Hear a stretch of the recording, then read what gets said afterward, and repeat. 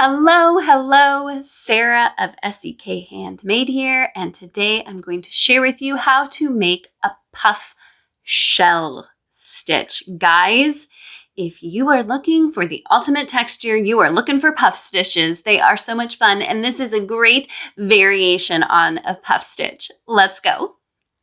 You guys, I feel like you can't go wrong with the amazing texture that puff stitches give. There's just something really unique about the loft and interest that puff stitches add to any project.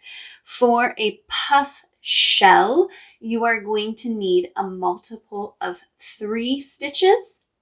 And then I like to anchor it on each side with a stitch to give a more straight and finished edge on your project. So if you are making a swatch, first I would recommend doing a base row of I did half double crochets.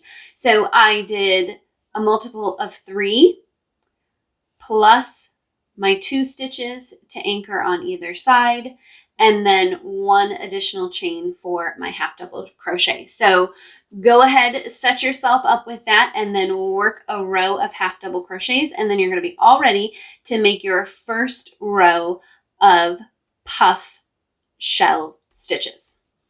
So I have my row of half double crochets here, hopefully just like you have yours as well. I am going to chain 1. And then, like I said, I like to anchor my rows of the puff shells with an end stitch. And so I'm just going to work a half double crochet into that first stitch. Just like that. Now, the puff shell is worked over 3 stitches. Follow carefully here, but it is worked into 1. So you're going to skip a stitch, work your shell into the next stitch, and then skip a stitch. That gives your shell room to spread out. You can see all these nice fluffy stitches need a little room. So you're going to first work a puff stitch. You're going to skip a stitch, work a puff stitch into the next one. So yarn over, insert your hook, pull up a loop, yarn over, insert your hook, pull up a loop one more time, yarn over, insert your hook, pull up a loop, and then look at all those fluffy loops. You're going to yarn over, tip your hook down, and pull through all of those loops to make your puff stitch. Then you're going to chain 1, and then you're going to work another puff stitch into the same stitch. Yarn over, insert into the same stitch, pull up a loop, yarn over, pull up a loop, yarn over, pull up a loop, yarn over, make sure your hook is tipped down, and pull through all of those loops. And that is your first puff shell. Now, the last thing you need to do is skip a stitch. If you're making another puff shell right next to it, you're going to start with skipping a stitch as well. So you're ending up with 2 skipped stitches in between each of yours. So this skipped stitch goes with my last shell. This skip stitch goes with the next one.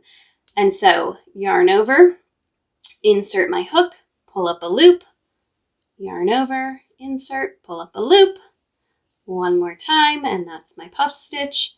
Yarn over, pull through all of them, chain 1, and make another puff in the same stitch. And pull through, and there you go. I'm going to make 1 more puff shell in this row and then finish up with another half double crochet to anchor my row just like the beginning. And then I want to show you how to work back across these shell stitches because it can be a little confusing and it can be a way that you just end up with the wrong number of stitches in your next row, and that's very frustrating. So I'm going to finish up this row and then we'll talk about working back across those shells.